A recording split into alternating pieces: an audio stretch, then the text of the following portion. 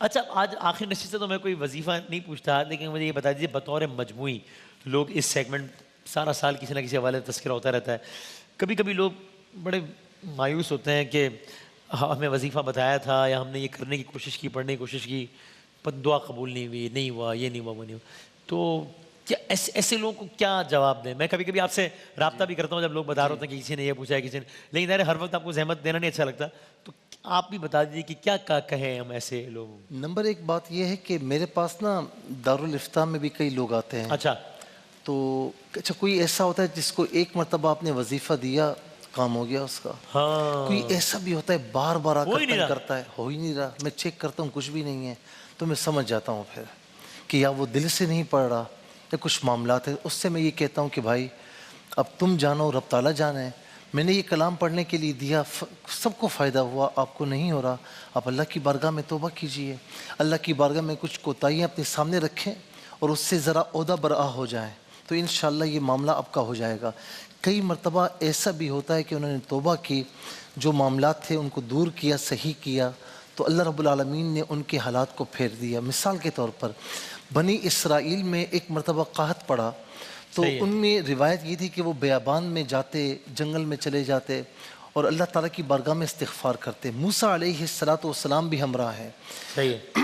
موسیٰ علیہ السلام کو وحی ہوئی، موسیٰ میں ان میں سے کسی کی دعا قبول نہیں کروں گا، اچھا چاہے ان کے ہاتھ اٹھ اٹھ کر آسمان کی طرف کیوں نہ آ جائیں، نہیں کروں گا. ان کے گھٹنے گھس کیوں نہ جائیں، ان کی زبانیں مانگ مانگ کر جو ہے وہ گنگی کیوں نہ ہو اللہ جائیں، اللہ. میں نے عطا نہیں فرماؤں گا. اس لیے کہ یہ ناپاک وجود کے ساتھ میری بارگاہ میں آئے، یہ ان ہاتھوں کے ساتھ آئے جن ہاتھوں سے انہوں نے دوسروں کو تکلیفیں پہنچائی ہیں، یہ اس وجود کے ساتھ آئے کہ جس وجود نے حق تلفیاں کی ہیں، تو میں ان کی کبھی بھی دعا قبول نہیں کروں گا اور یہ جتنا دعا کریں گے میری رحمت سے دور ہوتے جائیں گے. موسیٰ علیہ السلام نے اعلان کیا، ان سب نے مل کر ایک دوسرے سے حقوق معاف کروائے، یہاں تک کہ ایک کسی نے رسی بھی کسی کی ماری تھی نا وہ بھی واپس کی اور معافی ہوئی. اللہ تعالیٰ نے قحط سالی کو دور فرما دیا. اب یہ اس پر ذرا غور کر لیں کہ ہم نے کتنوں کے حقوق مارے، کتنوں کا مال تلف کیا، کاروبار میں کتنی ڈنڈیاں ماری، کتنا گناہ پروفٹ لیا، کتنے جھوٹ بولے، ذرا سا غور کر لیں. اور دوسری بات، ان چیزوں پر ذرا غور کر لیں. میں کسی پر نہیں رکھ رہا، میں ایک بحیثیت معاشرہ بات کر رہا ہوں.